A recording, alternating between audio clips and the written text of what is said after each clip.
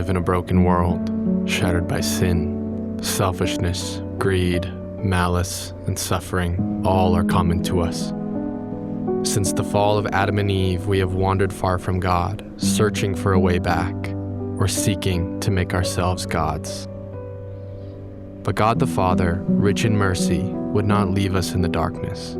He had a way, but it would come at a costly price.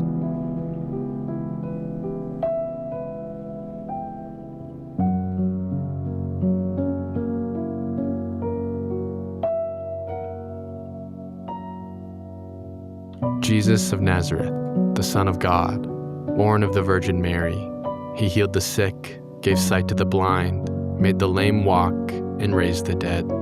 He taught with authority, proclaiming to be the Son of God, a blasphemous claim to the religious leaders. They were gripped by fear and fury. He was a threat to their power, a disruption to their tradition, a fulfillment of prophecy they refused to see. He was despised and rejected by men.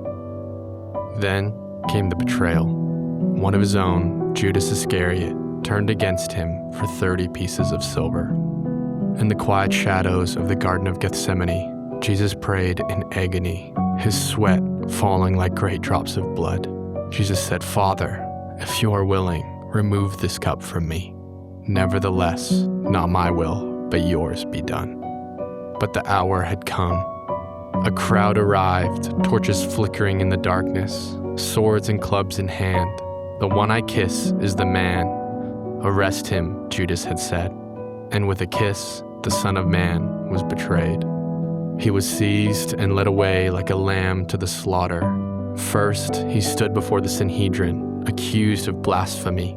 Then Pilate, who found no fault in him, yet yielded to the cries of the crowd, "Crucify him! Crucify him!" Jesus was whipped and beaten beyond recognition. A crown of thorns pressed into his brow. Mocked and spat upon, they clothed him in a scarlet robe and struck him, saying, "Hail, King of the Jews!" Bearing his own cross, he stumbled through the streets of Jerusalem, the weight of the world upon his shoulders. At Golgotha, they stretched out his hands and drove the nails in.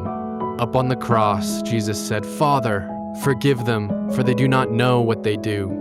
The sky darkened, the earth trembled, and with a final breath, he cried out, "It is finished."